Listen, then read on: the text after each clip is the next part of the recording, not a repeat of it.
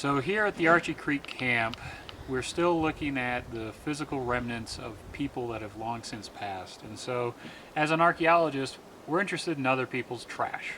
And so when we're working on the North Slope or anywhere else and trying to do archaeology, all we're looking for is cultural manifestations of people's trash, whether it was prehistoric people 10,000 years ago leaving some stone tools, or a can dump from the 1930s and early 40s. And so, similar to the Cohen Carter camp, the loggers that lived at Archie Creek lived here seasonally and did not have access direct to fresh food and vegetables. And so most of the diet we see in these camps are imported canned goods. And so this fairly large can dump is near a cabin that we're interpreting as a cookhouse for the Archie Creek camp.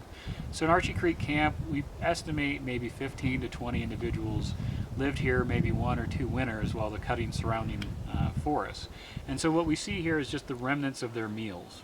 And so we see hole and top cans, which date to the 1880s up through the 1980s. And it's indicative of the single solder dot hole and a single one here. So this would have probably been evaporated milk or some other type of juice.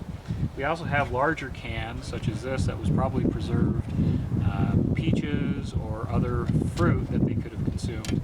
And so they had to make do with what they had in the environment, and what they had was store-bought goods. And so their diet wasn't the best, but logging camps are famous for their cuisine because of the calories it would take for loggers to cut during the winter on 3 foot of snow, long 10, 12-hour days. Food was really critical for loggers, and it was really their lifeblood. And so what we see here is an interpretation of those foodways. So many of these individuals we can't ask, what was your diet like? What did you eat? How many cans of evaporated milk did you eat? And so this dump can give us that indication. So yeah, they're not glamorous, but tin cans can give us a lot of information about when the site dates to and what they were eating, and also their access to market goods. We also have this very large amethyst bottle base, which is interesting. It's amethyst, but it actually dates to the 1940s.